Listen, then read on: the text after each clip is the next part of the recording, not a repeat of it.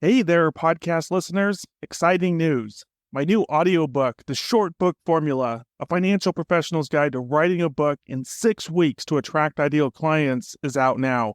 And the best part, for a limited time, we're offering this audiobook to you for free. Hurry over to www.theshortbookformula.com and claim your copy now. And now, on to our show.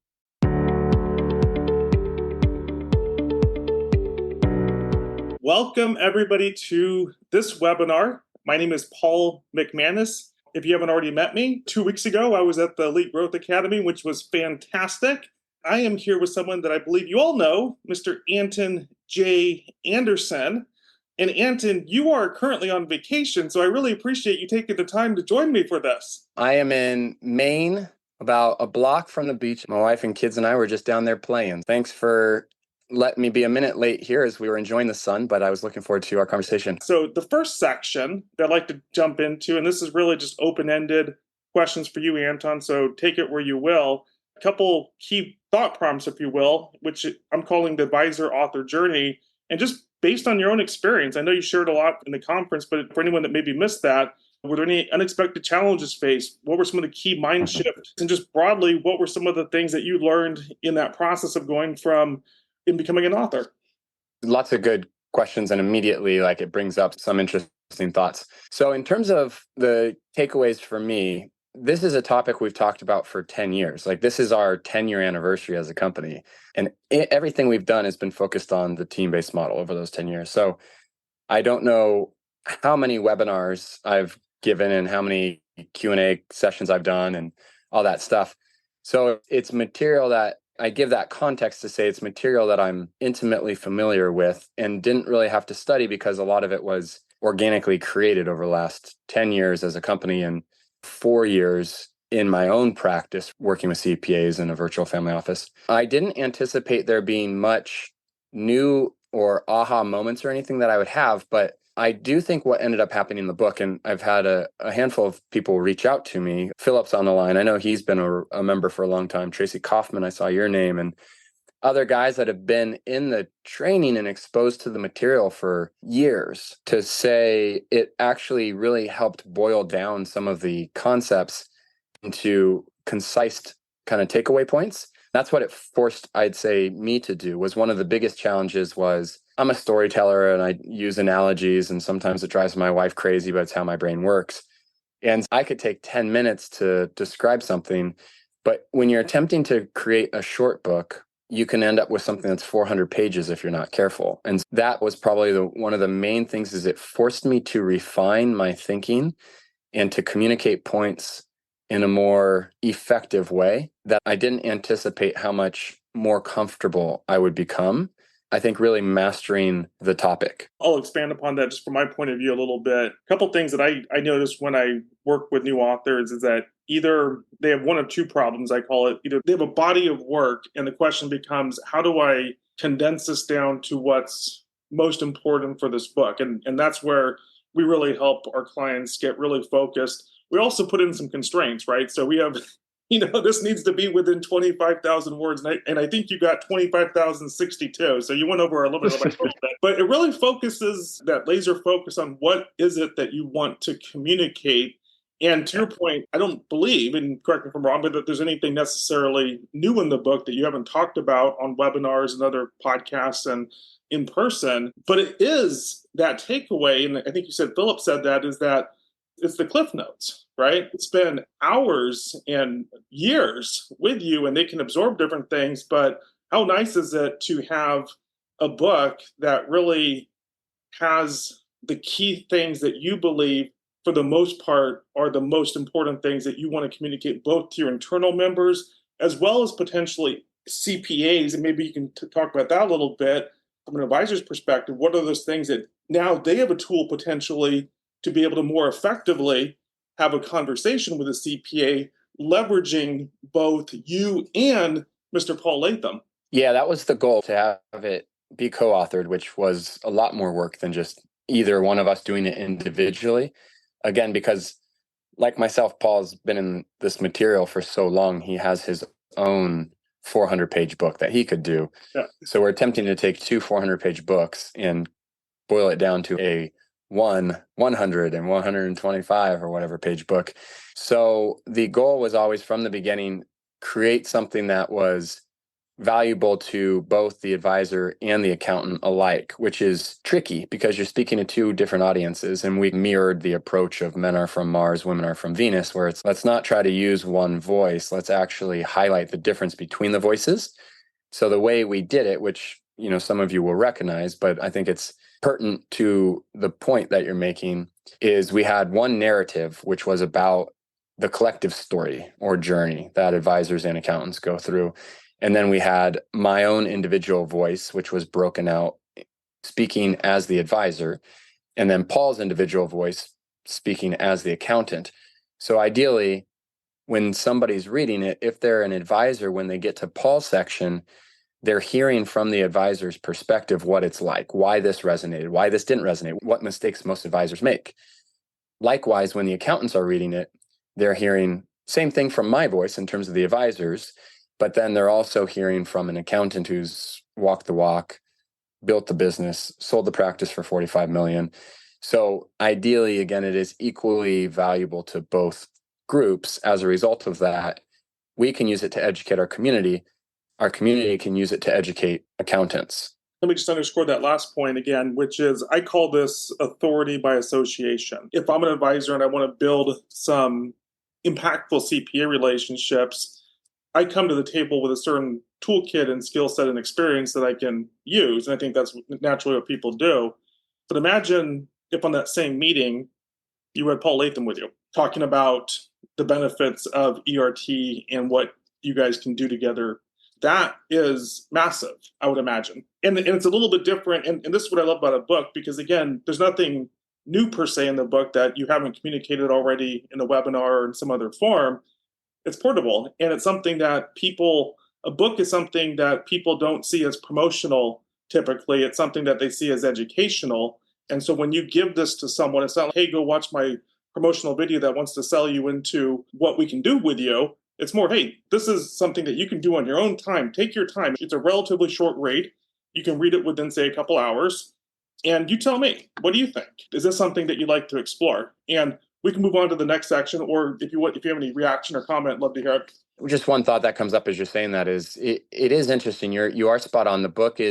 Books in general, I think, even if they have a promotional edge, as long as you are doing it where you're truly trying to create value and educate the reader, it's not seen necessarily as a marketing piece like a brochure would be seen. It's seen with a degree of respect or accomplishment. I can't tell you how many people have emailed, text, called, or came up at the EGA, and the first thing they were saying is, congratulations on the book. It was very surprising. And partly why it's surprising is people maybe underestimate the amount of work that goes into, for example, training videos, or even a really good sales 10, 15-minute video, a good organic YouTube video. There's so many hours that go into that. And many of those projects I've had to spend exponentially more time on than I had to spend on the book. And partly, obviously, that's working with somebody that knows what they're doing, which you guys do. But it's just the accomplishment of Catalyst, creating Catalyst as an example, was probably 1,000 times more demanding in terms of the hours and the effort. And yet nobody has said, congratulations on like module number 7. It's the amount of work that went into it was nothing compared to the amount of work that goes into some other projects that just don't get recognized at all. It's like the investment versus the reward is way skewed towards the reward. That to me is one of the amazing things of authorship, because I've experienced this myself. I published my first book, I want to say 2019, 2020, I forget at the moment. I literally, before I even wrote my first book, I did the book cover, I published it on social media, and I got all kinds of praise. Wow, congratulations. I literally came up with a name, I hired a graphic designer to create a thing, I posted on social media, and suddenly my status was elevated. It's interesting how just to basically underscore what you're saying, it's interesting how our culture still respects authors more than, as an expert, more than most anything else. There was a statistic I heard recently that, take your example, which I completely agree with. There's also people that have PhDs. Guess which one Yeah. the marketplace ascribes more value to? I have a PhD. I don't know what that means. That's ultimately what the person's thinking. Hey, I just did a new module Mm. on this. The market doesn't know how to react to that. Whereas I'm an author, and I think it's like public speaking. We're just trained as humans to be like, really? Wow, that's amazing. So building off the conversation so far, and just one of the questions that people always ask me is that they come to me and they're excited about the idea of being an author for the reasons that we talked about. And then the next question, a really concern that they have is, once I publish it, what then? I don't want just my mom and my dad, hopefully, to read the book. And I do believe your mom and dad read the book. So that congratulations on that. I believe they purchased one copy between the two of them. Yes. But what I loved observing is obviously we timed this to go right before the EGA. And so that was intentional. Just you as an example, maybe taking your example and thinking through how an advisor might use their own book. What I saw Yeah. was how you immediately took advantage and really leveraged the book for the event. And I have some observations, but I'd love to have you kick off in terms of what your thinking process was going into the event and how you wanted to leverage it. My thinking was you create not only a book, but you use it then as a cornerstone for any type of communication that you have to clients or to the marketplace as a whole. So even everything from the colors, the title, the subtitle, how many different plays can I run with this? And so it's seen as, maybe I went out to dinner last night with my wife and they have 4 courses.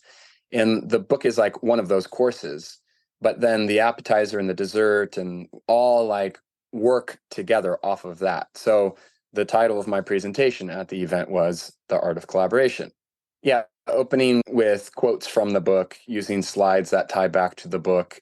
And then Lindsay on any of our social media marketing is using exactly that, right? It's material that has already been created and written in the book, and now it's just being repurposed.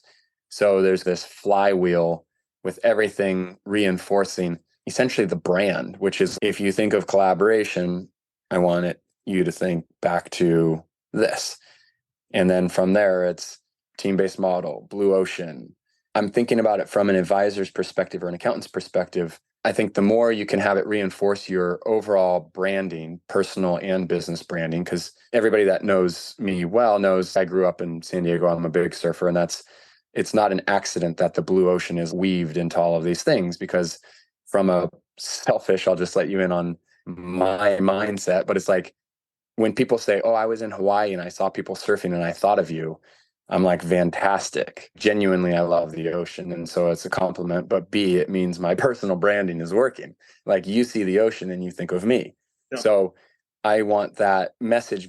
I guess the message to anybody listening is, what are like the terms that you own that, whether they're clients or the marketplace, when they see those, they think of you? Collaboration, team, virtual family office.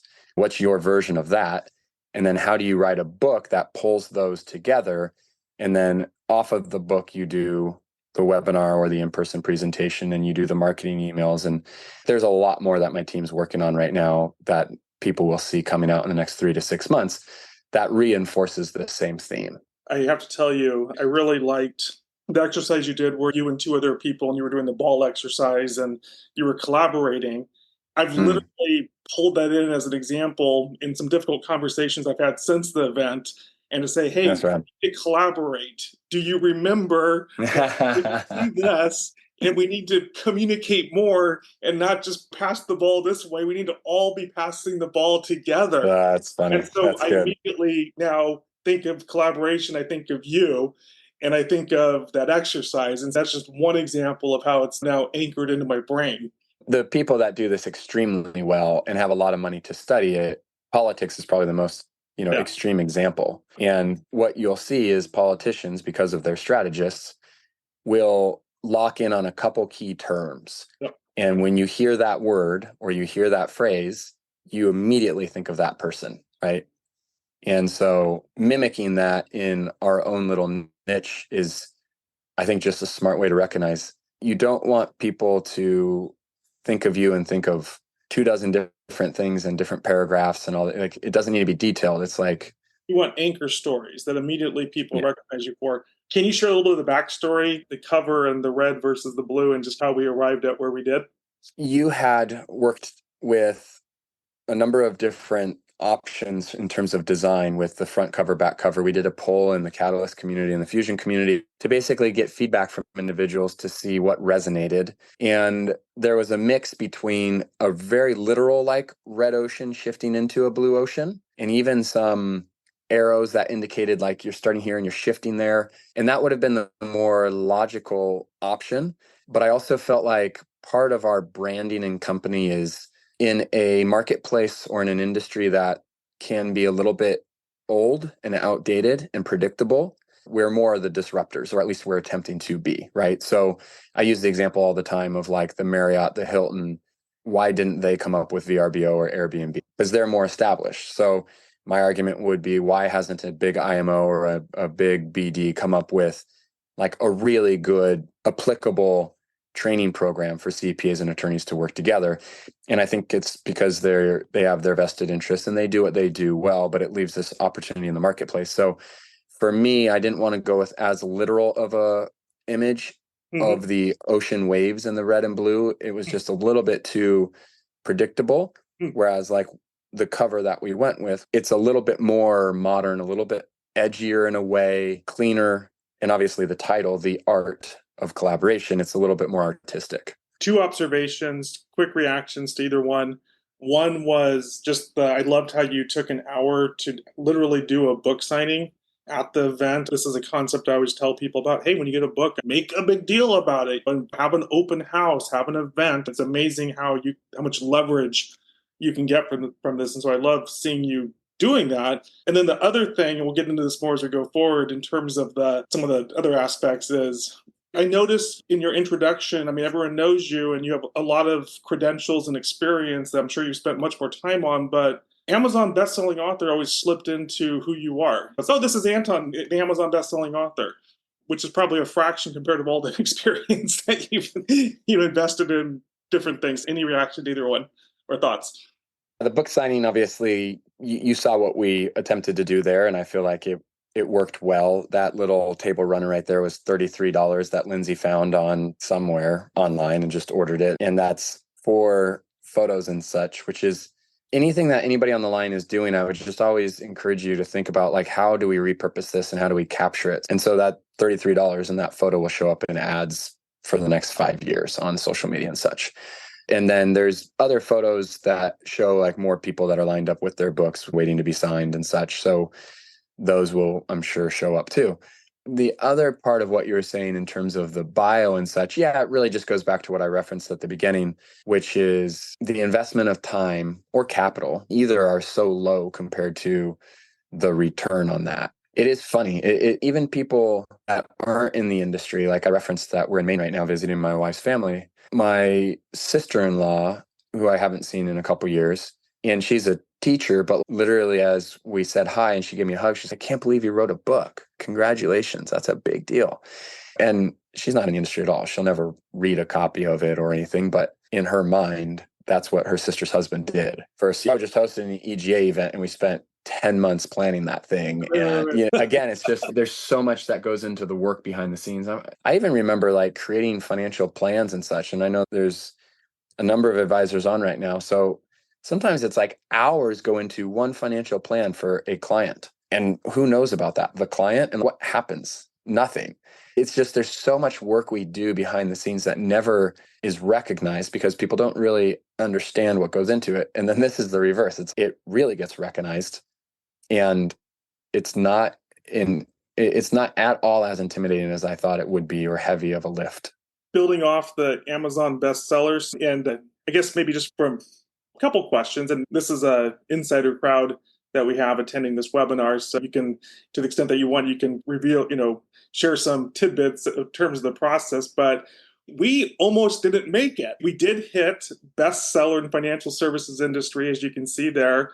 We got number one new release in multiple categories. And then just for someone who doesn't know the difference, bestseller is a little bit more difficult to achieve, right? So number one new release is it's relatively easier to achieve, a little bit more predictable. Bestsellers a little bit more difficult. And I remember from my perspective, we were texting back and forth and we're like, send out, or I'm like, text people, send out another email. We need to get those numbers up. And there's a little bit of drama, unexpected drama, but by the end of the thing, we did hit it. And so, just maybe from your perspective, what was that like, as well as just any thoughts on how you plan on leveraging this now going forward? Amazon intentionally doesn't give you exactly what the calculation or the algorithm is going to be to hit bestseller. So you can't just say, oh, I need 300 people to buy a copy, or I need 50 people to buy 20 copies each, or something. Like, you can't game the system that. If I can just jump in and add to that, and this is a takeaway for everyone, is that you can't just buy 300 copies. That's what people want to do, right? Hey, I'll buy 300 copies on bestseller. No, you need 300 people to buy a copy of the book.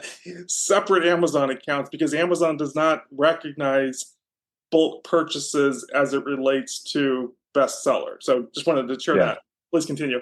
There was a little bit of that where we just didn't have exact, like you said, there was some drama because you don't know exactly how it will play out. My hope was that although there's a marketing play to it, the purpose of the book really is to deliver value and to educate. And so I didn't want to just do something that was too salesy. And that's what Paul Latham feeling was too. Let's do something we're proud of. And if it hits bestseller, even better. But let's not just focus on that exclusively. So it was very exciting to see. And almost immediately, I think I've heard from 6 or 7 media outlet sources like the AI CPA that basically said, we look every day at new releases and new authors and what the books are. And we see that your book just hit, I think it was Amazon's #1 release in accounting. Yep. And we wanted to know if we could do an article on your book and quote you and reference the book and such. And I said, of course, that's fantastic, because you're getting the word out there and it's coming from the AI CPA, which is endorsements for the CPA community, which is in a way more valuable than an endorsement from the financial services community, because the accountants are harder to get their attention than advisors. Yep. Like I said, there's been another 6 or 7. Can you be on this podcast? Can we interview you about your book? Or these kind of discussions and opportunity. Amazing. Any final thoughts about how you are thinking about leveraging either just the book or the status that we haven't touched upon? One of the things we've been doing for the last 6 months is an introduction program where basically we've been reaching out to accountants and qualifying them and introducing them to advisors in the training that have reached a certain level of qualification. And the book then has helped with that, because now we can reference the book and Amazon #1 bestseller, and we can use it to help get the attention of new advisors and CPAs, and then generate those introduction opportunities for the advisors in the community. I'm going to underscore another, I think, nugget there, which is you can do new marketing specifically around the book, and that's a great thing to do. At the same time, there's so much, I'd call it low-hanging fruit, whereas if you look at, do a 360 of what you're currently doing in terms of your marketing, your funnels, your everything doing exists currently, your sales approach, everything, and you see where you can insert that book into the process. And I can promise you it's going to create a noticeable increase in your ROI. I know I just emailed you a couple of days ago with an idea. We haven't even talked about it yet, but I'm like, hey, I think there's maybe a way to recoup some of those ad spend that you do in a way that gets the same result and radically reduces your expenses. And we literally haven't even talked about that, but I'm just like seeing these opportunities based on what you're doing. And this is where everyone's unique, right? There's not a cookie cutter, publish your book, do X, Y, and Z. There's maybe a couple things that we can recommend, but really it's what is your situation? What are you currently doing? How can we amplify what you're currently doing? And that's where you see the most quick and immediate ROI. I'd like to maybe have you, Anton, just think out loud. You didn't come prepared for this, but maybe just brainstorm a little bit from an advisor's point of view. What is some of those opportunities for an advisor who decides to write and publish a book, how they can leverage it in tandem with everything that they already do vis-a-vis ERT. I'm going to share one example just to kind of tee things off. So Pavin, ever since we published his book, he's been doing all kinds of super cool things. I was literally at the table, not the booth, the table that I was at the EGA, and I was eavesdropping on him talking to the people next to me. And he was telling them about one of the things that he's doing with his book, which is he has a COI, which is a banker.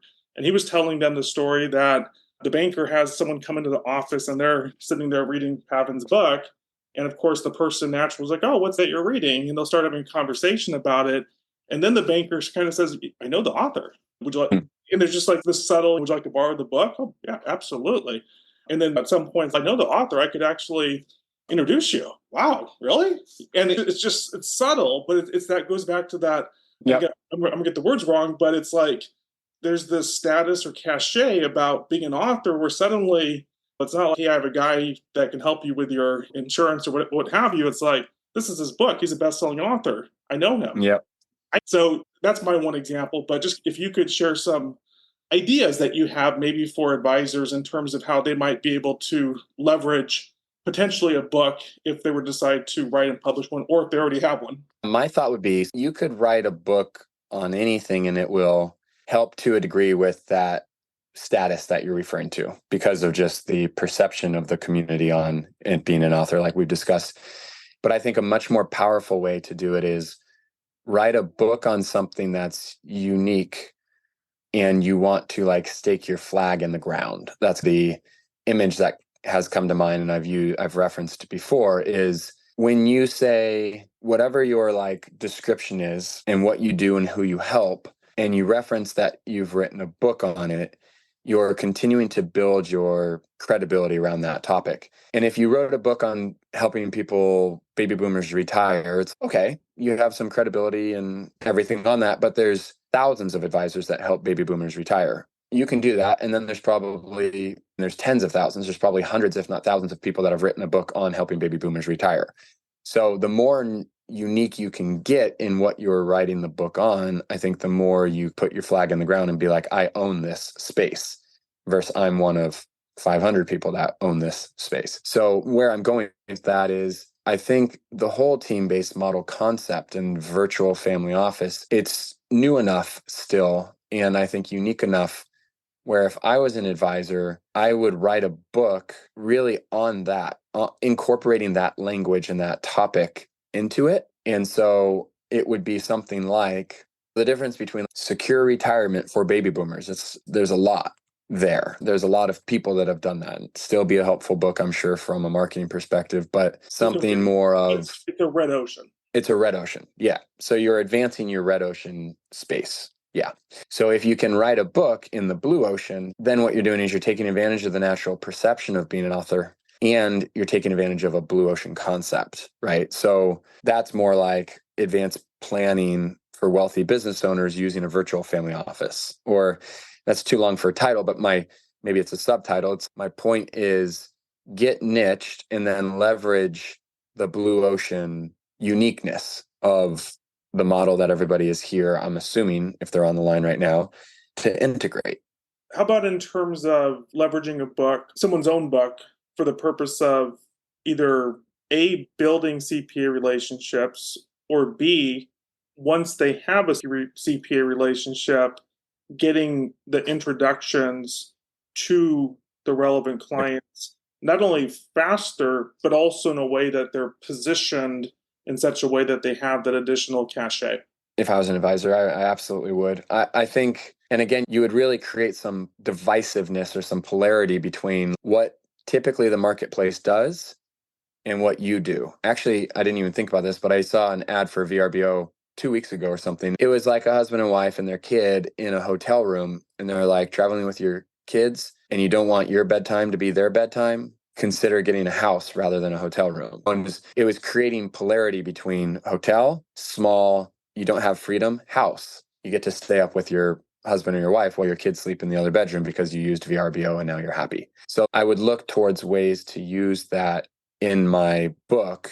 So if I'm an advisor and I'm writing towards a CPA, it would be all about outdated referral model. All the other advisors that are sending you referrals, outdated, inefficient, lacks leverage, just basically makes your problem worse. That's the referral model. Here's what my book's about. team-based model or basically leveraging the uniqueness of something they haven't heard as much before. Adding on to that, you have not one, but two forewords in your book. That's Jackie Meyer, CPA, and John Cutton, Barron's Hall of Fame advisor. Why did you ask the two of them to write a foreword? And through that thought process, what would you recommend to an advisor consider in terms of choosing someone to write a foreword? Obviously, because it was a book for advisors and accountants, we wanted to have a voice for each. So Jackie is a well-known accountant, CPA thought leader, owner of Tax Plan IQ. And I think her career trajectory is going upwards as well. So I think Jackie in 2-3 years will be more recognizable than Jackie today. And same with John. He's 51, obviously Barron's Hall of Fame and such, but he's doing more and more today than he did at any point in the past. So his trajectory will continue to go up, meaning their names will bring value or credibility to the book. And that was the whole purpose, was just, who do I feel like would speak to the ideal audience member that is going to read this? Any advice for an advisor considering someone for a forward? I would say it really depends, again, on who the book is for and what the book's communicating. And then you find somebody ideally that has a voice that would resonate with that niche market. The way I would think about it is not just like a noteworthy name, but does their experience resonate with the individual reading the book? Or even if the person doesn't read the book, it's just they see the book, they see the forward name. Does the name resonate? That's something that we did very intentionally in your book, is not only do we have the forward, but if you think about the book cover, we very specifically call out forwards by John Cutton and Jackie Meyer. So just to add one little bit of observation there, is what I love about that approach is that now you have 4 people at a minimum that are invested in this book, meaning that it's your book, and so you're obviously invested in it. Paul Latham, it's his book, so he's obviously invested. He's the co-author. But now you have John Cutton and Jackie Meyer, who can easily say, hey, because literally they wrote the first chapter. People are going to read what they said before they get to what you said. And their name is on the cover of the book as well. And so the dynamic that happens is that now they're out there sharing the book because they feel ownership of it. John Cutton just texted me or emailed me the other day, and he's like, yeah, can you send me 25 copies of Anton and Paul's book? I want to give it to all my interns.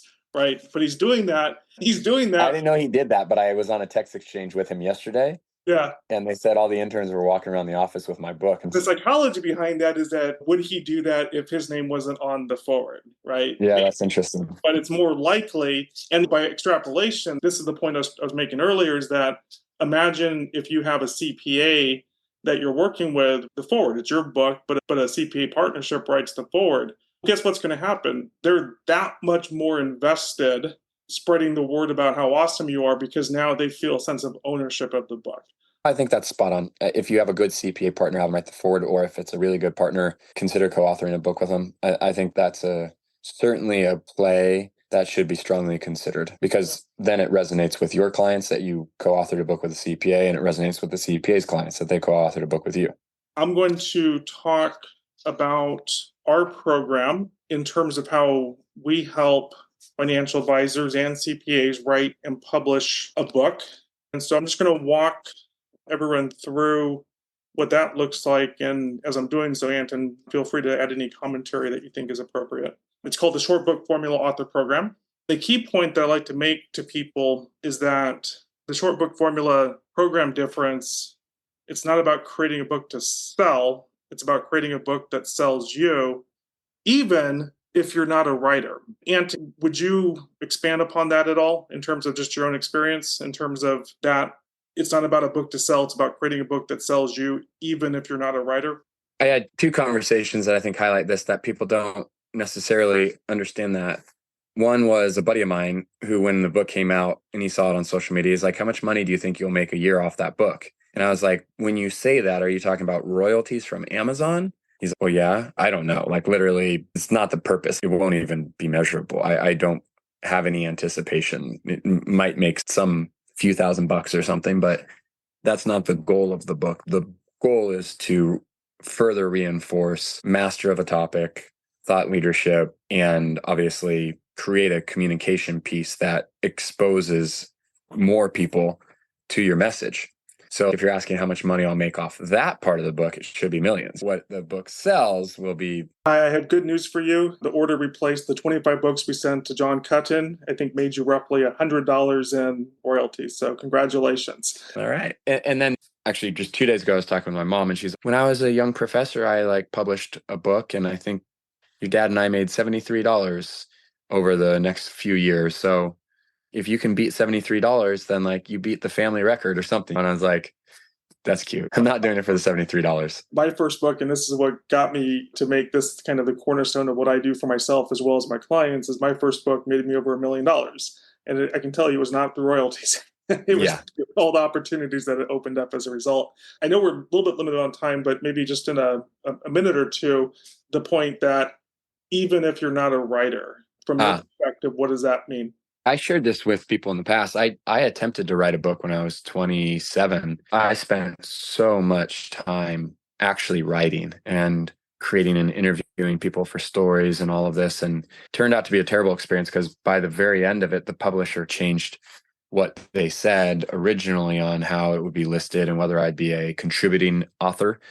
I think at least at the time wasn't recognized by Amazon and Barnes & Noble and such. So I was pretty burnt out on the idea of writing a book. I didn't anticipate ever doing that again. John Cutton originally introduced you to me, Paul. Then I watched one of your videos or presentations, and you talked about essentially the way you use technology and you schedule, I hope I'm not speaking out of turn here, but you schedule meetings on Zoom and you record the meetings, and essentially it's an interview. And so I'm talking, and then you're taking that and you're using technology and AI to formulate essentially the 90% of the book based on a series of 6 1-hour conversations.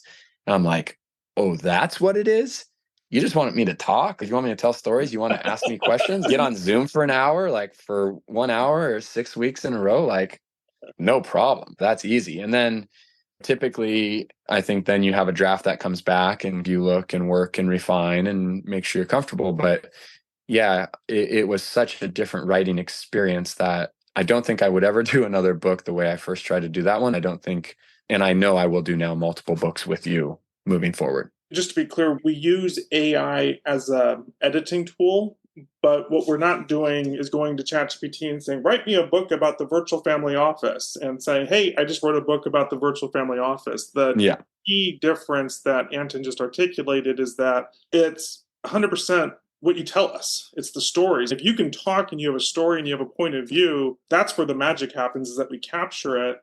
We have a human writer / editor that spends anywhere from 20 to 40 hours in the background taking all of that and using tools like AI to massage it and make sure it comes out really good. We also send it to our client and want them to review it, make sure it's in their voice and it hits the points that are important to them.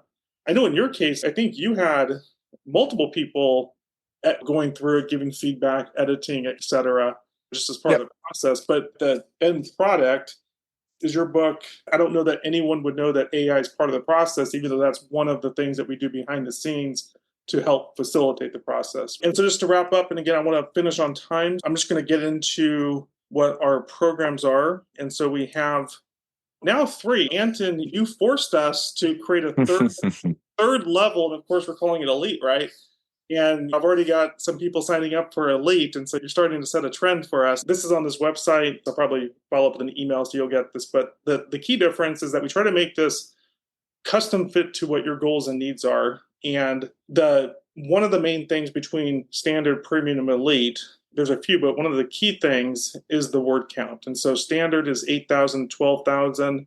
Premium, which my own book, the short book Formula, is an example of, is 12,000 to 15,000.